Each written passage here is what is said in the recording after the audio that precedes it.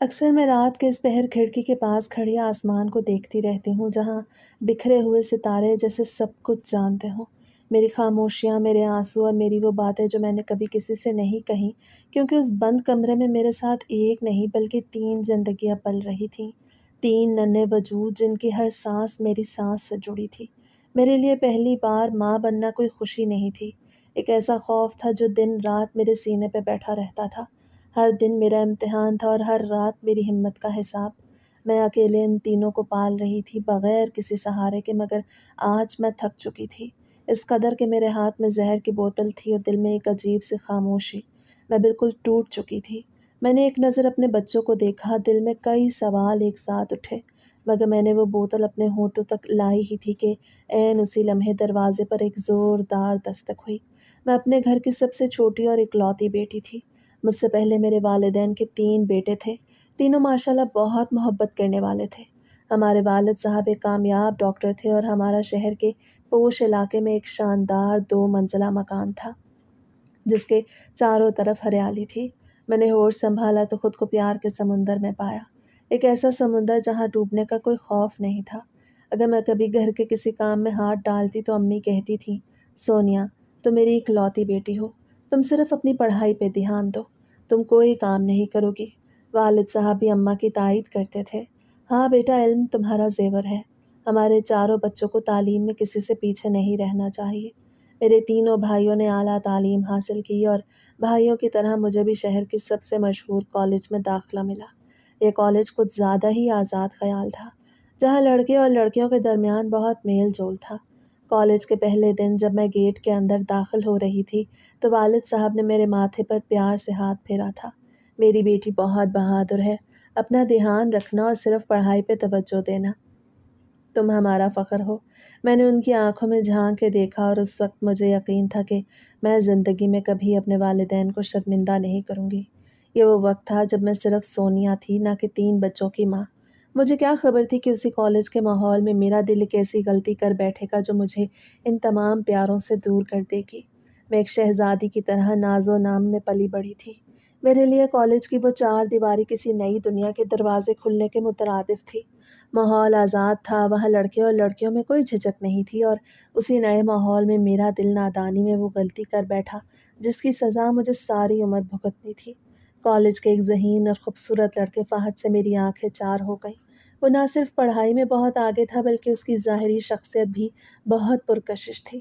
اس کا قد، لمبا بال، گھنگریالے اور آنکھوں میں ایک ایسی چمک تھی جو مجھے خود بخود اس کی طرف کھینچتی تھی، اور جلد ہی ہم دونوں محبت کے رشتے میں بندھ گئے۔ ہماری ملاقاتیں کالج کی کینٹین میں لنچ بریک کے دوران ہوتی تھیں۔ ایک دن فہد میرے سامنے آ کے بیٹھا، اس کے چہرے پر تھوڑی بے چینی تھی۔ سونیا اب بہت ہو گیا، تمہیں پتہ ہے کہ میں تمہیں کتنا چاہتا ہوں۔ فہد مجھے بھی تم سے بہت محبت ہے، یہ میں نے کئی بار کہا ہے، فہد نے میری طرف جھکتے ہوئے دھیمی آواز میں کہا۔ اگر محبت ہے تو ڈر کس بات کا، ہمیں شادی کر لینی چاہیے، تمہاری فیملی بہت سخت ہے، جب تک ہم کالج میں ہیں کوئی ہماری طرف توجہ نہیں دے گا اور ہم آسانی سے نکاح کر سکتے ہیں۔ اس کی بات سن کے میرے ہاتھ سے مگ چھلک گیا، کافی کا ایک قطرہ میری سفید قمیص پہ گرا۔ شادی؟ فہد میں ابھی کالج میں ہوں اور میرے والد، تمہیں پتہ ہے وہ کتنے اصول پسند ہیں، میں ان سے شادی کی بات کیسے کر سکتی ہوں؟ میں گھر میں اکلوتی بیٹی ہوں، 3 بھائی ہیں، یہ سب بہت مشکل ہے۔ فہد نے اپنے ہاتھ سے میرے ہاتھ کو تھاما، اس کی گرفت مضبوط تھی۔ مشکل تو ہے لیکن ہماری محبت سچی ہے، تو ڈر کس بات کا؟ اگر ہم نے ابھی فیصلہ نہیں کیا تو میرے گھر والے میرا رشتہ کہیں اور طے کر دیں گے۔ میری خالہ کی بیٹی ہے، وہ بار بار زور دے رہے ہیں۔ میں نے اپنا ہاتھ فوراً اس کی گرفت سے چھڑایا اور چاروں طرف دیکھا۔ مجھے ڈر تھا کہ کوئی ہمیں دیکھ نہ لے۔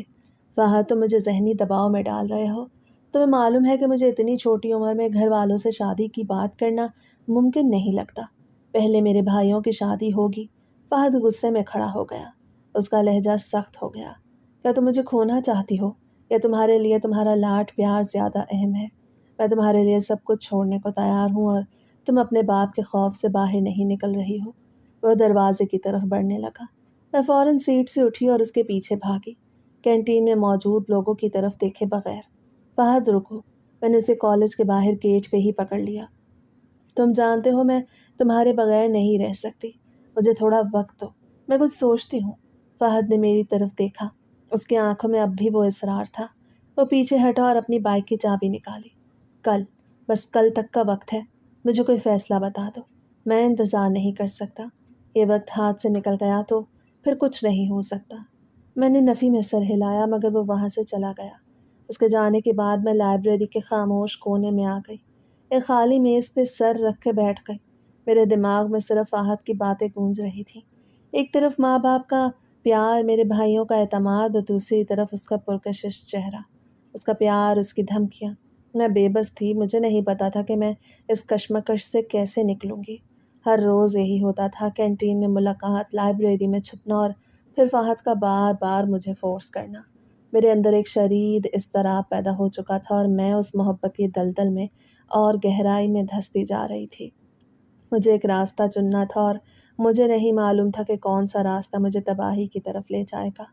فہد کی دھمکی اور میری محبت کے بیچ میں ذہنی طور پہ مفلوج ہو کے رہ گئی۔ ہر طرف اندھیرا تھا۔ مجھے معلوم تھا کہ مجھے کوئی نہ کوئی فیصلہ کرنا پڑے گا، ورنہ وہ مجھ سے دور ہو جائے گا۔ اگلے روز کالج میں فہد عجیب سی خاموشی اختیار کیے رہا، جیسے اس نے مجھے نظر انداز کر دیا ہو۔ میں اس کی بے حسی دیکھ کر اور زیادہ خوف زدہ ہو گئی۔ جب میں گھر پہنچی تو میں نے دیکھا کہ اماں کچن میں شام کی چائے بنا رہی تھیں۔ والد صاحب کلینک گئے ہوئے تھے۔ میرے بھائی اپنے اپنے کمروں میں تھے۔ مجھے لگا یہی صحیح وقت ہے۔ میں نے دل مضبوط کیا اور کچن میں داخل ہو گئی۔ اماں آپ سے ایک بات پوچھنی تھی۔ انہوں نے ہلکی سی مسکراہٹ کے ساتھ میری طرف دیکھا۔ ہاں میری گڑیا، کیا بات ہے، تمہیں کیا چاہیے؟ میں نے کچن کے کونے میں کھڑی ہو کے اپنے دوپٹے کے کونے کو مڑوڑنا شروع کر دیا۔ میرے الفاظ میرے گلے میں اٹک رہے تھے۔ اماں میری شادی کب ہوگی؟ اماں نے چولہا بند کیا، چائے کی ٹرے ایک طرف رکھی اور میرے پاس آئیں۔ انہوں نے میرے بالوں کو سہلایا جیسے میں ابھی بھی چھوٹی بچی ہوں۔ شادی؟ ہائے میری بچی کو آج یہ سوال کیوں یاد آیا؟ ابھی تو تم بچی ہو۔ دیکھو، جب تیرے تینوں بھائیوں احمد، واصف اور کامل کی شادی ہو جائے گی اور وہ اپنے گھروں کے ہو جائیں گے، تب سب سے آخر میں میری بیٹی کی باری آئے گی۔ ابھی تمہیں کوئی فکر نہیں کرنی۔ میں نے اماں کے ہاتھ کو تھاما۔ میرے دل کو ایک شدید جھٹکا لگا۔ لیکن اماں کتنی دیر لگے گی؟ احمد بھائی ابھی انجینئرنگ کے بعد جاب میں لگے ہیں، ابھی ان کی شادی ہونے میں تو بہت وقت لگے گا۔ اماں پیار سے مسکرائیں۔ ہاں وقت تو لگے گا میری جان، لیکن تمہیں تو صبر سے انتظار کرنا ہے۔ تمہارے بھائی تمہارے لیے دنیا کا بہترین لڑکا ڈھونڈیں گے۔ تم تو گڑیا ہو میری۔ میں وہاں سے فوراً کمرے میں چلی گئی۔ میری آنکھوں میں آنسو تھے۔ اماں کا جواب سن کے میرے اندر جو خوف تھا وہ یقین میں بدل گیا۔ مجھے معلوم تھا کہ فہد اتنا انتظار نہیں کر سکتا۔ میں نے اپنا موبائل نکالا اور فہد کو میسج کیا، میں تیار ہوں، جو تم کہو گے۔ اگلے دن فہد نے مجھے کالج کے باہر انتظار کرنے کو کہا۔ جب میں وہاں پہنچی تو اس کے ہاتھ میں ایک چھوٹا سا بیگ تھا۔ فیصلہ کر لیا؟ میں نے اپنے آپ پہ قابو پانے کی کوشش کی۔ ہاں مگر ڈر لگ رہا ہے۔ کیا یہ صحیح ہے فہد؟ فہد آگے بڑھا، میرے دونوں ہاتھ اپنے ہاتھوں میں لیے۔ سونیا، یہ ہماری محبت ہے اور محبت کو دنیا کے اصولوں کی پرواہ نہیں کرنی چاہیے۔ تمہارے بھائیوں کے لیے ہمیں انتظار کروانا صرف وقت کا ضیاع ہے۔ میرے گھر والے اگر میری منگنی طے کر دیتے تو کیا ہوتا؟ میں تمہیں کھو دیتا۔ ہمیں ایک ہونا ہے ہمیشہ کے لیے۔ اس نے میرے خوف کو میری محبت سے جیت لیا۔ اسی نادانی میں دنیا کی پرواہ کیے بغیر میں فہد کی بات مان چکی تھی۔ ہم دونوں فوراً شہر کے بس اڈے کی طرف بڑھے۔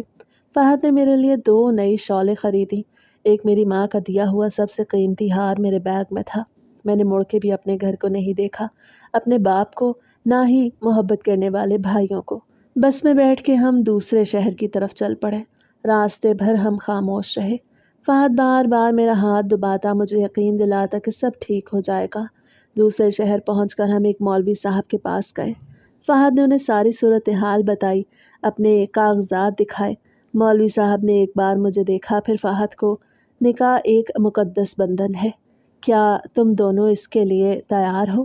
خاندان کی رضامندی کے بغیر یہ فیصلہ بہت مشکل ہوتا ہے۔ فہد نے جلدی سے کہا، جی مولوی صاحب، ہم بالغ ہیں، ہم تیار ہیں، ہم نے سب سوچ لیا ہے۔ مولوی صاحب نے مجھے 3 بار دہرانے کو کہا۔ میں نے دبی آواز میں کہا، قبول ہے، اور اس طرح بہت جلدی میں بغیر کسی کے علم کے ایک مولوی کے پاس جا کے نکاح کر لیا۔ میں نے اپنا ہاتھ فہد کے ہاتھ میں دے دیا اور اس دن میری نادانی کے اس فیصلے نے میری شہزادی والی زندگی کے تمام دروازے بند کر دیے۔ मैंने अपने बाप, अपनी मोहब्बत करने वाली माँ और अपने तीनों भाइयों के एतमाद को धोखा देकर फ़हद के साथ एक दूसरे शहर में कदम रखा था। निकाह के बाद हम दोनों एक छोटे से किराए के कमरे में रहने लगे। कमरा बहुत तंग था, उसमें सिर्फ एक चारपाई और एक छोटी सी मेज़ थी। मेरे आलीशान घर के मुकाबले में ये जगह बिल्कुल तारीक थी।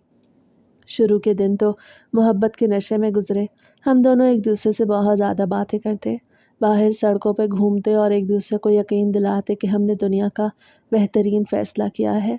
फ़हद दिन भर किताबें पढ़ता और मैं उसके लिए खाना बनाने की कोशिश करती, हालांकि मुझे कभी भी किचन का कोई काम करना नहीं आया था।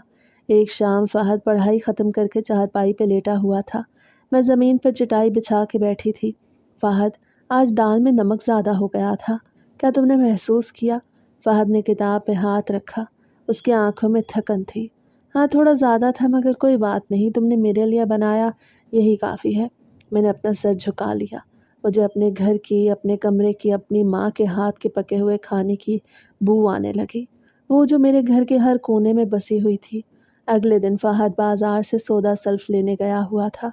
मैं कमरे में अकेली थी। मैंने खिड़की से बाहर देखा, लोगों की भीड़ लगी हुई थी, मगर मैं उस भीड़ में तन्हा थी। मेरी आंखों से आंसू बहने लगे। मैं ज़मीन पर बैठ गई, घुटनों में सर दे दिया। ये मैंने क्या कर दिया?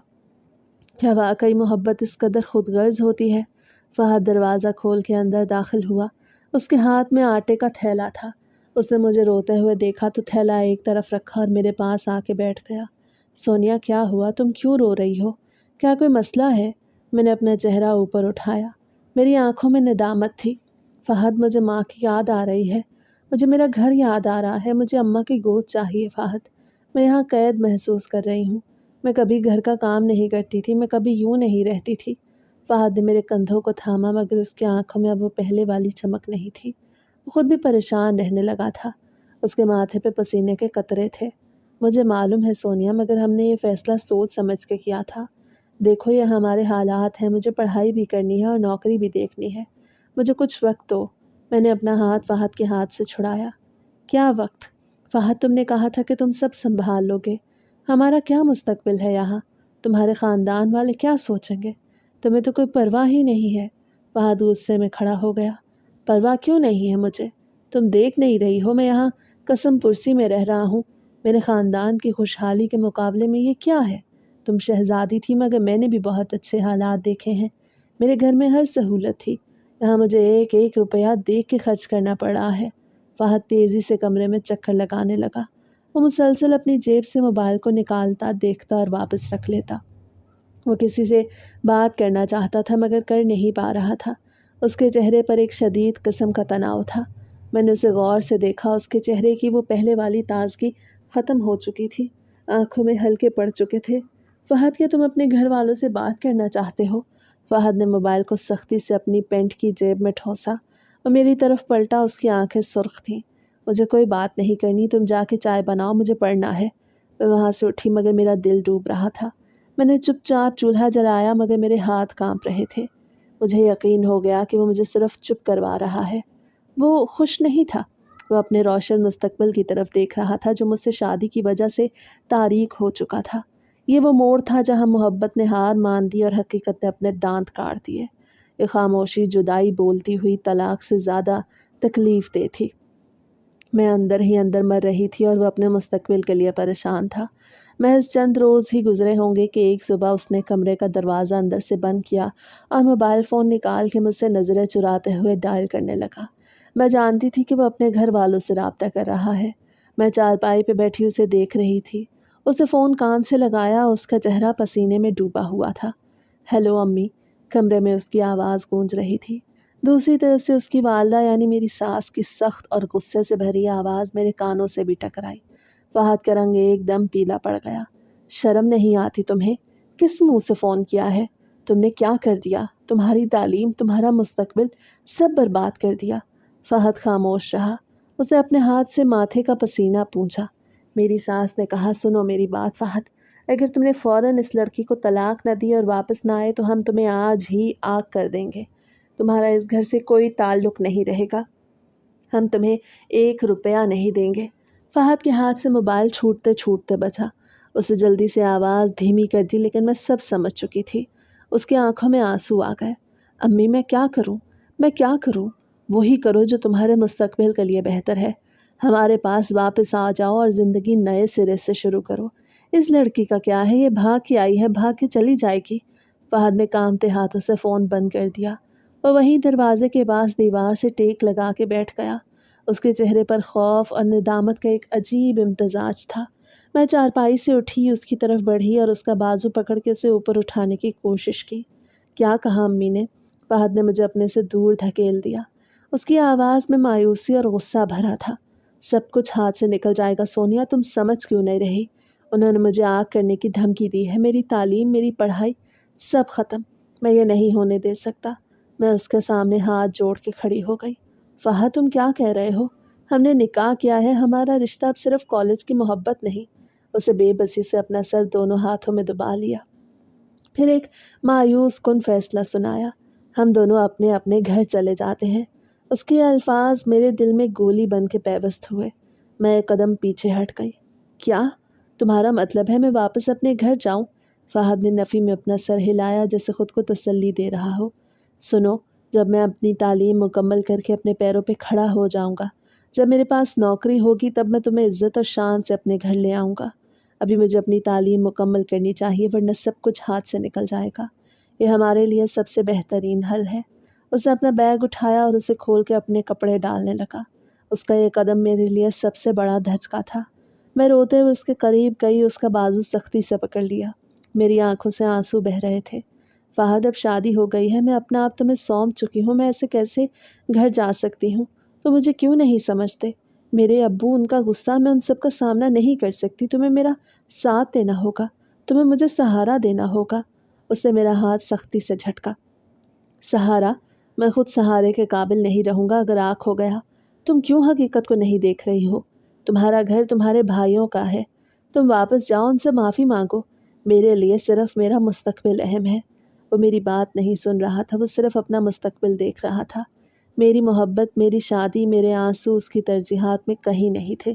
وہ تیزی سے اپنا بیگ بند کرنے لگا۔ ایک رسمی سی جدائی کے لیے بھی اس کے پاس وقت نہیں تھا۔ میری آنکھوں کے سامنے ہمارا مضبوط رشتہ ریت کی طرح بکھر رہا تھا۔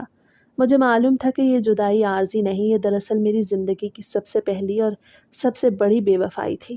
فہد کے اس فیصلے نے کہ ہم دونوں اپنے اپنے گھر چلے جائیں، ہمارے درمیان چھوٹی چھوٹی لڑائیوں کا ایک نہ ختم ہونے والا سلسلہ شروع کر دیا تھا۔ میں مسلسل روتی رہتی تھی اور وہ صرف اپنا مستقبل دیکھتا تھا۔ تم مجھ سے شادی توڑنا چاہتے ہو، بس اتنا بتا دو فہد۔ فہد غصے میں اپنا بیگ دیوار پہ پٹک دیتا۔ میں شادی نہیں توڑنا چاہتا، میں اپنا مستقبل بچانا چاہتا ہوں۔ تم میرے راستے کی رکاوٹ بن چکی ہو سونیا۔ ہمارے حالات اتنے بگڑ گئے تھے کہ ایک دن میں نے تنگ آ کے اس سے کہا، ٹھیک ہے، اگر تم مجھے چھوڑ کے جاؤ گے تو میں یہیں سڑک پر مر جاؤں گی۔ میں کسی صورت اپنے گھر واپس نہیں جا سکتی۔ میری یہ حالت دیکھ اس نے کہا، اچھا ٹھیک ہے، میں تمہیں لے کے گھر چلتا ہوں۔ میری ماں بہت سخت ہے، تمہیں سب سہنا پڑے گا۔ وہاں تمہیں میرے لاڈ پیار کا کوئی حصہ نہیں ملے گا۔ میں نے روتے ہوئے سر ہلایا، مجھے قبول ہے، بس مجھے ساتھ رکھو۔ ہم دونوں اس چھوٹے سے کرائے کے کمرے سے نکل کے فہد کے گھر کی طرف روانہ ہوئے۔ اس کا گھر بہت شاندار تھا، ہمارے گھر سے بھی زیادہ بڑا۔ جیسے ہی ہم نے دروازے پہ دستک دی، اس کی والدہ نے دروازہ کھولا۔ وہ غصے سے لال پیلی ہو رہی تھی۔ فہد، تم اس لڑکی کو لے کے آ گئے، ہم نے تمہیں کہا تھا طلاق تو اندر آنے کی کوئی ضرورت نہیں۔ فہد نے میری طرف دیکھا، وہ پہلے ہی خوف زدہ تھا۔ امی، اب ہم میاں بیوی ہیں، ہمارا نکاح ہوا ہے، میں نے سب بہت سوچ کے کیا ہے۔ ساس نے دروازے پہ ہی اپنے ہاتھ سینے پہ باندھ لیے۔ میں اس کو اس گھر میں برداشت نہیں کر سکتی۔ تم نے ہمیں بدنام کیا ہے۔ تبھی فہد کے والد اندر سے نکل آئے۔ وہ کچھ نرم مزاج تھے، مگر ان کی آنکھوں میں بھی ندامت تھی۔ بیگم جو ہونا تھا وہ ہو چکا، لڑکا لڑکی بالغ ہے اور ان کا نکاح ہو چکا ہے۔ اب اس طرح بیچ سڑکوں پہ کھڑا کرنا ہمیں اور بدنام کرے گا۔ ساس نے سخت لہجے میں سسر صاحب کی طرف دیکھا۔ آپ ہی اسے بگاڑے، لیکن یہ لڑکی اس گھر میں آرام نہیں کرے گی۔ بہت مشکل سے سسر کے کہنے پہ مجھے گھر میں جگہ ملی۔ میں خاموشی سے فہد کے کمرے میں چلی گئی۔ اگلے دن سے ہی میری زندگی کا نیا عذاب شروع ہو گیا۔ وہ فوراً یونیورسٹی جانے لگا اور اپنی تعلیم میں مگن ہو گیا، جیسے میں اس کی زندگی کا کوئی غیر ضروری حصہ ہوں۔ وہ مجھے دیکھتا بھی نہیں تھا۔ بولا کہ مجھے ڈسٹرب مت کرنا، میرا فائنل ایئر ہے، میں گھر کے کاموں میں الجھ کے رہ گئی۔ میرے ڈاکٹر باپ کے گھر کی شہزادی کو اب ساس بیگم کے سامنے جھک کے برتن دھونے پڑتے۔ ساس کی زبان بہت سخت تھی۔ کیا تم نے کبھی اپنے گھر میں کام نہیں کیا؟ دیکھو برتن پہ کیسے چکنائی لگی ہے، تم نے پانی ضائع کر دیا۔ میں چپ چاپ سر جھکا لیتی۔ میرے ہاتھ مسلسل کام کر کے پھٹ چکے تھے۔ ایک دوپہر میں کچن میں اکیلی روٹی پکا رہی تھی تو مجھے ماں کی شدید یاد آئی۔ مجھے لگا اگر میں نے ابھی ماں کی گود میں سر نہ رکھا تو میں پاگل ہو جاؤں گی۔ میں نے کسی کو بتائے بغیر چوری چھپے اپنے گھر جانے کا فیصلہ کیا۔ میں نے اپنے سسرال کا دروازہ کھولا اور باہر نکل گئی۔ میرے قدموں میں بجلی بھری ہوئی تھی۔ میں اپنے گھر پہنچی۔ میرے سینے میں خوف اور امید دونوں تھے۔ میں دروازہ کھول کے اندر داخل ہوئی اور میری نظر اماں پہ پڑی جو صحن میں بیٹھی تھیں۔ میں روتے ہوئے ماں کے قدموں میں گر گئی۔ میں نے ان کے پاؤں پکڑ لیے۔ اماں مجھے معاف کر دو، مجھ سے بہت بڑی غلطی ہوئی، میں بہت تکلیف میں ہوں اماں۔ اماں نے مجھے فوراً اوپر اٹھایا۔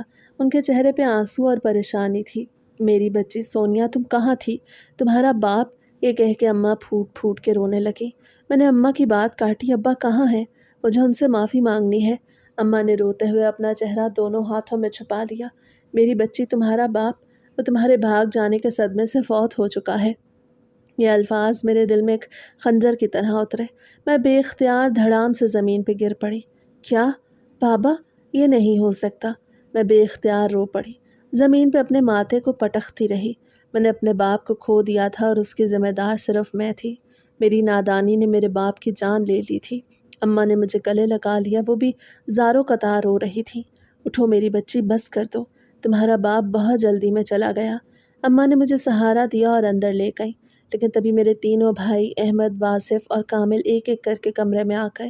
ان سب کے چہروں پہ شدید غصہ تھا۔ بڑا بھائی احمد آگے بڑھا، اس نے سختی سے میری طرف اشارہ کیا۔ یہ یہاں کیا کر رہی ہے؟ ہم نے پہلے ہی کہا تھا اس کا ہمارے خاندان سے کوئی تعلق نہیں رہا۔ واصف آگے بڑھا اور بولا، ہمارے باپ کی موت کی ذمہ دار یہ ہے، اب اس کا کیا حق ہے یہاں آنے کا؟ میں نے روتے ہوئے ہاتھ جوڑ کے ان کی طرف دیکھا۔ بھائی جان، مجھے معاف کر دیں، میں نے بہت بڑی غلطی کی ہے۔ سب سے چھوٹا بھائی کامل، جو ہمیشہ میرا سب سے اچھا دوست رہا تھا، وہ بھی سخت ہو گیا۔ سونیا، جیسے آئی ہو انہیں قدموں پہ واپس چلی جاؤ، اب تمہارا یہاں کوئی نہیں، تمہاری جگہ تمہارا سسرال ہے۔ ماں نے ان کے سامنے ہاتھ جوڑ دیے۔ احمد، واصف، کامل، یہ میری بیٹی ہے، کہاں جائے گی؟ اسے رہنے دو۔ احمد نے غصے سے ماں کا ہاتھ جھٹکا۔ اب یہ اس گھر کی عزت نہیں، اسے وہیں جانا چاہیے جہاں اس نے شادی کی ہے۔ ہم ماں اور بیٹی دونوں روتے رہے، اور میں بے بسی کے عالم میں سمجھ چکی تھی کہ یہاں میرا کوئی حق نہیں رہا۔ میرے بھائیوں نے میری محبت کے بدلے مجھے نفرت دی۔ میں وہاں سے اٹھی، روتے ہوئے گھر کا دروازہ دیکھا اور اپنے باپ کے قاتل ہونے کا بوجھ لیے واپس سسرال لوٹ آئی۔ جب میں سسرال پہنچی تو فہد برآمدے میں کھڑا تھا۔ وہ غصے سے مجھے گھور رہا تھا۔ کہاں گئی تھی؟ کس سے ملنے گئی تھی؟ میرے گھر والوں نے مجھے کہا کہ تم بھاگ گئی ہو۔ تمہیں اندازہ ہے کہ میرے خاندان کی کتنی بدنامی ہوئی ہے؟ میں نے صرف اتنا کہا، میرے والد فوت ہو گئے ہیں فہد۔ اس نے میری طرف دیکھا، اس کے چہرے پر ہلکی سی بے چینی آئی، مگر وہ فوراً سخت ہو گیا۔ مجھے کوئی فرق نہیں پڑتا، تم یہاں سے دوبارہ کہیں نہیں جاؤ گی، اب تمہاری زندگی یہاں ہے۔ مجھے معلوم تھا کہ میرے لیے اب کوئی راستہ نہیں بچا تھا۔ میرے قدموں میں میرے باپ کا خون تھا اور میرے سر پہ میرے شوہر کی بے رخی اور سسرال کی ڈانٹ ٹپٹ۔ میں خالی مکان میں قید ہو چکی تھی جس کا دروازہ میں نے خود ہی بند کیا تھا۔ میرے سسرال واپس آنے کے بعد فہد اور میں ایک چھت کے نیچے رہنے کے باوجود اجنبیوں کی طرح تھے۔ وہ یونیورسٹی اور میں گھر کے کاموں میں مشغول رہتی۔ اسی دوران اس نے اپنی تعلیم مکمل کی اور اچھی نوکری پہ لگ گیا۔ اس کی آمدنی سے حالات بہتر ہوئے تو ہماری زندگی بھی بظاہر کچھ سیدھی چلنے لگی تھی۔ اب اس کو مستقبل کا کوئی خوف نہیں تھا، لیکن محبت کی جگہ صرف رسمی تعلق باقی تھا۔ شادی کو 1 سال ہو گیا، میری کوئی اولاد نہیں ہو رہی تھی۔ اسی دوران کبھی کبھی میری ماں اور چھوٹا بھائی کامل چوری چھپے مجھ سے ملنے آ جاتے۔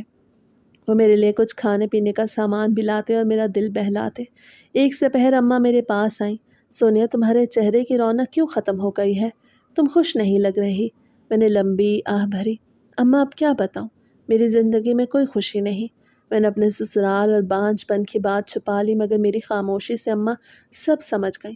گھر میں اب اولاد کا ذکر شروع ہو چکا تھا۔ ساس کے لیے ان کا خاندان اور وارث سب سے اہم تھے۔ ایک دن وہ دوپہر کے کھانے پہ شور مچا رہی تھی۔ دیکھو فہد کے بابا، 1 سال ہو گیا ہے شادی کو، ابھی تک گھر میں کوئی خوشخبری نہیں ہے، میں کب تک انتظار کروں گی؟ سسر نے کہا، بیگم صبر کرو، اللہ کی مرضی ہے۔ ساس نے میری طرف انگلی سے اشارہ کیا۔ میں کچن میں پلیٹیں سجا رہی تھی۔ مجھے معلوم ہے کہ لڑکی میں کمی ہے، یہ کسی قابل نہیں۔ اگر یہ ایسے ہی رہی تو میں اپنے بیٹے کی دوسری شادی کروا دوں گی۔ ہمیں وارث چاہیے، کوئی بھی ہو۔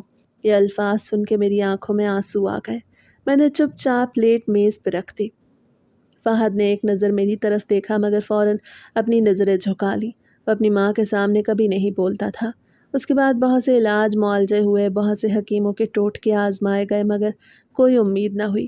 ہر کوئی مجھے باندھ سمجھ رہا تھا، مجھے ہر وقت یہ طعنا سننا پڑتا۔ ایک شام ساس کچن میں میرے پاس آئیں۔ ان کے ہاتھ میں کچھ جڑی بوٹیاں تھیں۔ لو یہ جڑی بوٹیاں پیو، یہ تمہارے لیے ہیں، اور دیکھو اگر یہ کام نہ آئی تو میں نے فہد کے لیے دوسری لڑکی دیکھنا شروع کر دی ہے۔ تمہارے پاس زیادہ وقت نہیں ہے۔ میں نے وہ کڑوی جڑی بوٹیاں پی لی مگر میرے دل میں ایک شدید درد تھا۔ میرا شوہر میری حمایت نہیں کرتا تھا اور میرا اپنا وجود اس گھر میں غیر ضروری ہو چکا تھا۔ میں روز بروز ٹوٹتی جا رہی تھی۔ ساس کی دھمکی کے بعد فہد بھی مجھ سے کچھ کھچا کھچا رہنے لگا۔ میں نے ایک دن اس سے کہا، فہد میں اس طرح نہیں رہ سکتی۔ لوگ ہر بات کا الزام مجھ پہ لگا رہے ہیں۔ میں تھک گئی ہوں۔ اس نے اپنی فائل بند کی، تو کیا کروں؟ میں نے ہمت کی۔ ہمیں ٹیسٹ کروانے چاہیے دونوں کے، کسی اچھے ہسپتال میں چلتے ہیں۔ وہ ہچکچایا مگر شاید بدنامی سے بچنے کے لیے مان گیا۔ ٹھیک ہے مگر کسی کو بتانا مت۔ ہم دونوں شہر کے ایک بڑے ہسپتال گئے۔ میں نے اپنے ٹیسٹ کروائے، اس نے بھی کرائے۔ اس کے چند دن بعد ہم رپورٹ لینے ڈاکٹر کے پاس گئے۔ ڈاکٹر بہت سنجیدہ بیٹھے تھے۔ انہوں نے چشمہ اتارا، دونوں رپورٹس کو میرے سامنے میز پہ رکھا۔ دیکھیے مسز فہد، آپ کی رپورٹس بالکل صاف ہیں، آپ میں کوئی مسئلہ نہیں۔ ڈاکٹر کا چہرہ دیکھنے والا تھا۔ اس نے فہد کی طرف دیکھا اور آہستہ سے کہا، مسٹر فہد، مسئلہ آپ کی رپورٹ میں ہے۔ آپ کی رپورٹ کے مطابق آپ میں کمی ہے، آپ کو علاج کی ضرورت ہے۔ پورے کمرے میں خاموشی چھا گئی۔ میرے شوہر فہد کا رنگ پیلا پڑ گیا۔ وہ کرسی سے کھڑا ہو گیا۔ کیا؟ یہ کیا کہہ رہے ہیں آپ؟ یہ جھوٹ ہے، میں کیسے؟ ڈاکٹر نے تحمل سے جواب دیا۔ رپورٹس جھوٹ نہیں بولتی مسٹر فہد، لیکن گھبرائیے مت، بروقت علاج سے امید ہو سکتی ہے۔ میں نے ڈاکٹر کی طرف دیکھا، پھر فہد کی طرف۔ ساس کی بھی زبان گنگ ہو گئی۔ جب گھر پہنچ کے میں نے ان کے سامنے یہ سچ بتایا تو وہ شدید غصے میں مجھے دیکھنے لگی، جیسے میں نے یہ سب جان بوجھ کے کیا۔ جھوٹ، یہ جھوٹی رپورٹس ہیں، میں نہیں مانتی۔ لڑکی جھوٹ بول رہی ہے۔ میرے سسر نے پہلی بار اپنی بیوی کو خاموش کروایا۔ بیگم، ڈاکٹر نے کہا ہے، اب صبر سے کام لو۔ انکشاف بہت بڑا تھا۔ فہد کا علاج شروع ہوا، وہ اب نرم ہو گیا کیونکہ اس پر سے الزام ہٹ کے اس کی اپنی ذمہ داری بن چکی تھی۔ چند ماہ علاج چلا اور ایک صبح میں کچن میں چائے بنا رہی تھی کہ مجھے چکر آ گئے۔ میں گرتے گرتے بچی۔ اس نے مجھے فوراً ہسپتال پہنچایا۔ ڈاکٹر نے مسکراتے ہوئے میرے ہاتھ پہ ہاتھ رکھا۔ مبارک ہوا، آپ امید سے ہیں۔ یہ سن کے میں حیرت سے جم گئی۔ میں نے فہد کی طرف دیکھا، وہ پہلے خوش ہوا، پھر اس کی آنکھوں میں ایک عجیب سی چمک آ گئی۔ پورے گھر میں خوشی کی لہر دوڑ گئی۔ ساس نے میرے ماتھے پہ بوسہ دیا۔ یہ میری زندگی کا پہلا پیار تھا جو مجھے اس گھر میں ملا۔ سب کچھ معمول کے مطابق ہو گیا اور میں نے سکھ کا سانس لیا۔ اب میرے پاس ایک نئی زندگی تھی جو میرے سارے دکھوں کا مداوا بن سکتی تھی۔ مجھے لگا میری زندگی کا خوفناک دور ختم ہو گیا۔ حمل کا وقت خوشی اور احتیاط میں گزر گیا۔ مجھے لگا کہ اب زندگی میں سب کچھ ٹھیک ہو جائے گا۔ ڈلیوری کے دن قریب آ چکے تھے۔ ایک شام میری ماں مجھ سے ملنے سسرال آئیں۔ وہ بہت خوش تھیں۔ ساس صوفے پہ بیٹھی چائے پی رہی تھیں۔ انہوں نے اماں کو دیکھا اور فوراً ڈائیلاگ شروع کر دیا۔ دیکھیے بہن، میری بہو کا پہلا بچہ ہے۔ آپ جانتی ہیں کہ لڑکی کو ڈلیوری کے لیے اس کے میکے بھیجنا رسم ہے۔ اماں نے ساس کی طرف دیکھا، شاید وہ اس بات پہ حیران تھی۔ جی بہن، مجھے پتا ہے، مگر وہ… ساس نے بات کاٹ دی۔ کوئی مگر بگر نہیں، آپ اپنی بیٹی کو لے کر جائیے۔ آخر پہلا بچہ تو میکے میں ہی ہونا چاہیے۔ ان کی بات میں رسم سے زیادہ ذمہ داری سے بچنے کا احساس تھا۔ میں مجبور ہو کے ماں کے ساتھ اپنے گھر آ گئی۔ چھوٹے بھائی کامل نے دروازہ کھولا، مجھے دیکھ کے مسکرایا مگر اس کی مسکراہٹ جلد ہی سنجیدگی میں بدل گئی۔ آئیے اماں، سونیا۔ ہم جیسے ہی اندر داخل ہوئے، میرے بڑے بھائی احمد اور دوسرے بھائی واصف ٹی وی دیکھ رہے تھے۔ وہ دونوں مجھے دیکھ کے غصے میں لال پیلے ہو گئے۔ یہ یہاں کیوں آئی ہے؟ اس کو کس نے اجازت دی؟ جب باپ کو مار کے گئی تھی تب شرم نہیں آئی تھی؟ آصف نے ٹی وی کا ریموٹ زور سے صوفے پہ پٹکا۔ ہمارا گھر کوئی ہوٹل ہے؟ سسرال والوں نے نکال دیا تو یہاں آ گئی۔ ماں آگے بڑھی، اسے دونوں بھائیوں کے سامنے ہاتھ جوڑ دیے۔ اس کی آنکھوں میں آنسو آ گئے۔ خدا کے واسطے ایسا مت کہو بیٹا، اس کی حالت دیکھو، یہ ماں بننے والی ہے، ایسی حالت میں یہ کہاں جائے گی؟ احمد نے غصے سے اپنا ہاتھ جھٹکا۔ ہمیں کوئی واسطہ نہیں، جب اس نے اپنی ڈور خود کاٹی تھی تب بھی اس نے نہیں سوچا تھا میں یہاں ایک پل نہیں رہ سکتا۔ اسی لمحے احمد نے اپنا موبائل نکالا اور کسی سے بات کرنے لگا۔ مجھے کرائے پہ گھر چاہیے، آج اور ابھی۔ وہ تیزی سے اپنے کمرے میں گیا، بیوی کو ساتھ لیا، اپنا سوٹ کیس اٹھایا اور ماں اور میری طرف دیکھے بغیر باہر نکل گیا۔ جب تک یہ یہاں رہے گی میں قدم نہیں رکھوں گا۔ درمیانے بھائی واصف نے اپنی بیوی کی طرف دیکھا اور دونوں کھڑے ہو گئے۔ میں بھی اب یہاں نہیں رہ سکتا، میں اپنی بیوی کو لے کے اس کے میکے جا رہا ہوں۔ جب یہ چلی جائے تو میں واپس آ جاؤں گا۔ کامل خاموشی سے کھڑا یہ سب دیکھ رہا تھا۔ وہ بے بس تھا اور یہ صرف ایک بھائی ماں کے ساتھ رہ گیا۔ بھائیوں کے اس تقسیم نے میرے دل کو اور زخمی کر دیا۔ میں روتے ہوئے صوفے پہ بیٹھ گئی۔ اسی وقت میں نے فہد کو فون کیا، 2 بار کال کی مگر اس نے فون نہیں اٹھایا اور میری خیریت پوچھنے تک نہیں آیا۔ ان سارے جھگڑوں اور پریشانیوں کے چند دن بعد ڈیلیوری کا وقت آ گیا۔ ماں مجھے لے کے ہسپتال گئی۔ میں درد سے نڈھال تھی، میرے اندر زندگی کی ایک نئی امید تھی جو ان ساری تلخیوں کو ختم کر سکتی تھی۔ رات بھر کی مشقت کے بعد صبح کی روشنی میں ڈاکٹر نے مسکراتے ہوئے میرے پاس آ کے کہا، مبارک ہو، آپ کے ہاں ایک ساتھ 3 بچے ہوئے ہیں، 2 بیٹے اور 1 بیٹی۔ میں نے کمزوری میں ہی آنکھیں کھولیں۔ میرے پاس 1 نہیں بلکہ 3 پھول تھے۔ میں نے خوشی سے مسکرانے کی کوشش کی مگر میری کمزوری اور سسرال کی بے رخی نے مجھے روک دیا۔ ہسپتال میں خوشی کے بجائے ایک عجیب سی خاموشی چھا گئی۔ ماں بہت پریشان تھیں کہ 3 بچوں کی ذمہ داری کیسے اٹھے گی۔ انہوں نے فوراً فہد کو فون کیا، فہد بیٹا مبارک ہو، سونیا کے ہاں 3 بچے ہوئے ہیں، 2 بیٹے اور 1 بیٹی، تم کب آ رہے ہو؟ دوسری طرف سے فہد کی آواز عجیب سی تھی، 3؟ نہیں یہ نہیں ہو سکتا، اور اس نے کال کاٹ دی۔ یہ خبر سن کے پوچھنے تک نہ آیا۔ اگلے دن نہ کوئی سسرال سے آیا نہ فہد خود آیا۔ ماں نے بچوں کا سارا انتظام کیا۔ 1 ہفتہ گزر گیا، ہم گھر واپس آ گئے۔ میں نے صبر کی حد کر دی۔ میں نے دل میں فیصلہ کر لیا کہ اب میں خود ہی اپنے بچوں کو لے کے سسرال جاؤں گی۔ میرے ہاتھ میں میرے نور نظر تھے اور مجھے یقین تھا کہ ان 3 ننھے وجودوں کو دیکھ کر فہد کا دل پگھل جائے گا۔ مجھے کیا خبر تھی کہ یہ میری زندگی کی آخری خوش فہمی ہوگی۔ میرے دل میں فہد کی بے حسی کا درد تھا اور بچوں کو جنم دینے کی کمزوری بھی۔ 1 ہفتہ گزر گیا اور فہد نے بچوں کو دیکھنے کی زحمت تک نہ کی۔ میں نے مان سے کہا، اماں میں اب اور انتظار نہیں کر سکتی، میں خود بچوں کو لے کے جاؤں گی۔ ماں نے میرے سر پہ ہاتھ رکھا، میری بچی وہ ظالم تمہیں لینے نہیں آئے گا۔ میں نے مسکرا کے کہا، یہ 3 فرشتے میرے ساتھ ہیں، وہ ضرور پگھل جائیں گے۔ بالآخر میں نے خود فیصلہ کیا۔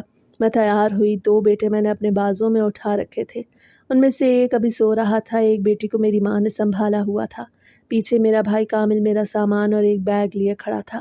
میں اپنے تینوں نورے نظر لے کے سسرال کے دروازے پہ پہنچی۔ میرا دل تیزی سے دھڑک رہا تھا۔ مجھے امید تھی کہ میرا شوہر جب ان بچوں کو دیکھے گا تو خوشی سے پاگل ہو جائے گا، اپنے باپ نہ بننے کی کمی کو بھول جائے گا جو اللہ تعالیٰ نے یوں پوری کر دی تھی۔ ماں نے گھنٹی بجائی، تھوڑی دیر بعد فہد نے دروازہ کھولا۔ اس کی آنکھوں میں نیند اور الجھن تھی۔ اس نے مجھے دیکھا، میرے بازوں میں اور میری ماں کے بازوں میں 3 ننھے وجود دیکھے۔ میں نے مسکراتے ہوئے 1 قدم آگے بڑھایا، فہد دیکھو اللہ نے ہمیں۔ میری بات پوری ہونے سے پہلے ہی اسے چیختے ہوئے میرے منہ پہ تھپڑ مار دیا۔ اس کا چہرہ غصے اور بدگمانی سے سرخ ہو چکا تھا۔ خاموش ہو جاؤ، مجھے کچھ سننے کی ضرورت نہیں ہے۔ یہ کیا ڈرامہ ہے؟ اسے چیختے ہوئے اپنے ہاتھ لہرا دیے۔ 3 بچوں کا مطلب ہے تو نے 3 آدمیوں کے ساتھ؟ میں نے لرزتے ہوئے اپنے بچوں کو مزید بھیجا۔ فہد تم کیا کہہ رہے ہو؟ یہ تمہارے بچے ہیں۔ اسے میری طرف دیکھا، اس کی آنکھوں میں نفرت تھی۔ اسی وقت بغیر رکے اس نے انتہائی سخت لہجے میں مجھے 3 بار طلاق دے دی۔ بچے میرے ہاتھ سے چھوٹتے چھوٹتے بچے۔ میری ماں کے ہاتھ سے بھی بیٹی زمین پہ گرنے لگی۔ میں زمین پر گھٹنوں کے بل گر پڑی۔ میرے بچے خوف زدہ ہو کے رینگنے لگے۔ ان کی آوازیں گونج رہی تھیں۔ میرا شوہر، میرا پہلا پیار، میرا واحد سہارا، مجھے میرے ہی بچوں کی پیدائش پہ چھوڑ کے اندر چلا گیا اور زور سے دروازہ بند کر دیا۔ ماں اور کامل نے روتے ہوئے مجھے سہارا دیا۔ ہم اسی بے بسی کے عالم میں اپنے گھر واپس آ گئے۔ میں اندر سے بالکل خالی ہو چکی تھی۔ میرے پاس کوئی آنسو باقی نہیں تھا۔ ماں نے مجھے دیکھا، میرے بچوں کو دیکھا اور پھر ان کا ہاتھ میرے ہاتھ سے چھوٹ گیا۔ وہ وہیں صوفے پہ گر گئیں۔ بس اب میں نہیں سہ سکتی۔ میری ماں جو میرے باپ کے صدمے اور میری اس بے عزتی کو پہلے ہی سہ چکی تھی، میری یہ حالت اور سسرال کی بے رخی دیکھ کے اندر سے ٹوٹ گئی۔ میں نے زور سے ان کا ہاتھ ہلایا، اماں اماں، لیکن اس رات صدمے کی تاب نہ لاتے ہوئے وہ بھی فوت ہو گئی۔ میں اکیلی راتوں رات یتیم ہو گئی اور اسی لمحے میرا بچپن بھی مر گیا۔ میں نے اپنے والدین، اپنے بھائیوں اور اپنے شوہر سب کو کھو دیا۔ بھائی احمد اور واصف ماں کے انتقال کے بعد گھر آئے۔ ان کے چہروں پہ کوئی افسوس نہیں تھا۔ احمد نے کامل کو الگ لے جا کے سختی سے کہا، اب یہ گھر فوراً خالی کر۔ کامل نے مجھے آ کے بتایا، میرے پاس کوئی راستہ نہیں تھا۔ میں ایک چھوٹے سے ایک کمرے کے کرائے کے گھر میں آ گئی۔ میرے ساتھ 3 چھوٹے چھوٹے بچے اور میں ایک اکیلی ماں۔ میرے پاس کوئی کمانے والا نہیں تھا، نہ بچوں کا خرچہ دینے والا۔ مجھے اپنے بچوں کو دودھ پلانے کے لیے بھی کھانے کے لالے پڑ گئے۔ فاقوں کی نوبت آ گئی۔ ایک دن میری بیٹی فاطمہ بھوک سے رو رہی تھی۔ میں نے وہ ہار جو کبھی ماں کی الماری سے کیا تھا نکال کے بیچ دیا، صرف بچوں کا پیٹ پالنے کے لیے۔ میں نے اپنا سب کچھ بیچ دیا، بس اپنے بچوں کا پیٹ پالتی رہی۔ بھائی کامل جو اب بھی بے روزگار تھا کبھی کبھار ملنے آ جاتا۔ میری حالت دیکھ کے وہ خود بھی روتا اور تھوڑا بہت خرچہ دے جاتا۔ سونیا، میں تمہاری کوئی مدد نہیں کر پا رہا، مجھے خود کوئی کام نہیں مل رہا۔ میں نے صرف اتنا کہا کہ کامل تم آ جاتے ہو یہی کافی ہے۔ میری زندگی جہنم بن چکی تھی۔ تبھی ایک رات میرے بچے بھوک سے رو رہے تھے اور میں انہیں اس حال میں دیکھ نہیں پا رہی تھی۔ میرے بچوں، تمہاری ماں ہار گئی، اب ہم سب ایک ساتھ سو جائیں گے۔ میرا دل پسیج گیا۔ میں اس زہر کی بوتل اٹھا لی۔ میں خود کو ختم کرنے ہی والی تھی جب دروازے پہ دستک ہوئی اور اسی لمحے کامل اندر آیا۔ اسے ایک لفافہ میرے ہاتھ میں تھمایا۔ میں نے بوتل واپس میز پہ رکھی اور اس کی آنکھوں میں آنسو تھے۔ سونیا، یہ لفافہ کھولو، ماں نے مجھے قسم دے کے کہا تھا کہ جب تم بالکل ہار جاؤ تب یہ تمہیں دینا۔ میں نے کانپتے ہاتھوں سے وہ لفافہ کھولا، اندر ہاتھ ڈالا تو ایک وصیت اور ایک بینک کے پاس بک تھی۔ میرے ہاتھوں میں وہ وصیت لرز رہی تھی جو میرے والد نے اپنی موت سے پہلے لکھی تھی۔ میں نے آنسو پونچھ کے اسے پڑھنا شروع کیا۔ وصیت والد صاحب کی آواز میرے کانوں میں گونجی، میری اکلوتی بیٹی سونیا کے نام۔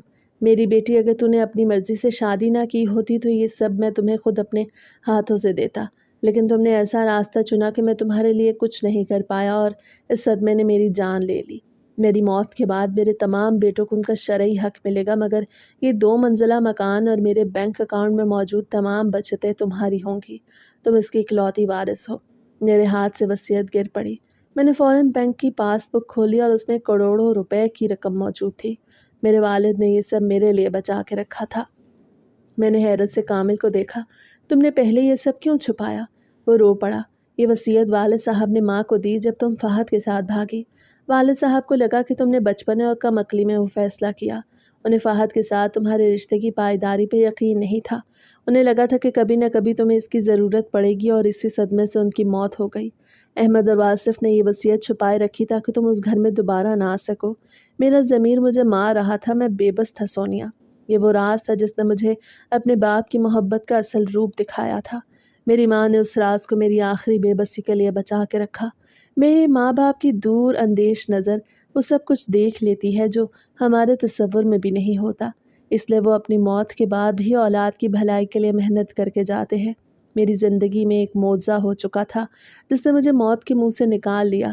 میں فوراً اپنے 3 بچوں کو لے کے شہر کے ایک معروف وکیل کے پاس گئی۔ میں نے وصیت اور پاس بک پیش کی۔ وکیل نے کہا، مسز سونیا، آپ اس گھر کے قانونی مالک ہیں، آپ کو کوئی نہیں نکال سکتا۔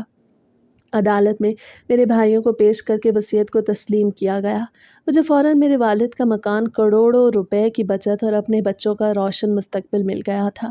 اگلے دن جب میں اپنے گھر کے دروازے پہ پہنچی اور احمد اور واصف دونوں حیرت سے باہر نکلے، وہ مجھ سے نظریں نہیں ملا پا رہے تھے۔ احمد آگے بڑھا، سونیا، ہمیں معاف کر دو، ہم نے تمہیں بہت دکھ دیا، بہت مشکل وقت میں تمہارا ساتھ چھوڑا، جبکہ تم اپنے حصے کی سزا پہلے ہی بھگت چکی تھی۔ شاید والد صاحب بھی ہمیں کبھی معاف نہیں کریں گے۔ واصف بھی رو پڑا، ہم نے تمہیں باپ کے گھر سے نکال دیا، معاف کر دو بہن۔ میں نے اپنا ہاتھ احمد کے کندھے پہ رکھا۔ میں نے انہیں معاف کر دیا اور گھر کا ایک حصہ انہیں دیا تاکہ وہ بے گھر نہ ہوں۔ میں نے وہ رقم استعمال کی اور اپنے شہر میں سنگل ماؤں کے لیے ایک بڑا فلاحی ادارہ کھولا جس کا نام میں نے اپنی ماں کے نام پہ رکھا، جہاں میرے اپنے 3 بچوں کی پرورش بھی بہترین طریقے سے ہو رہی تھی۔ آج میں اپنے بچوں کو دیکھتی ہوں اور مجھے معلوم ہوتا ہے کہ میں ٹوٹ کے بھی نہیں ٹوٹی۔ میں اب بھی رات کو کھڑکی کے پاس کھڑی ہوتی ہوں، ستاروں کو دیکھتی ہوں، مگر اب ان کی چمک میں تنہائی نہیں بلکہ اطمینان ہوتا ہے۔ محبت سے یقین اٹھ گیا ہے، مگر میں اپنے باپ کی وصیت اور اپنی ماں کے اعتماد پہ زندہ ہوں۔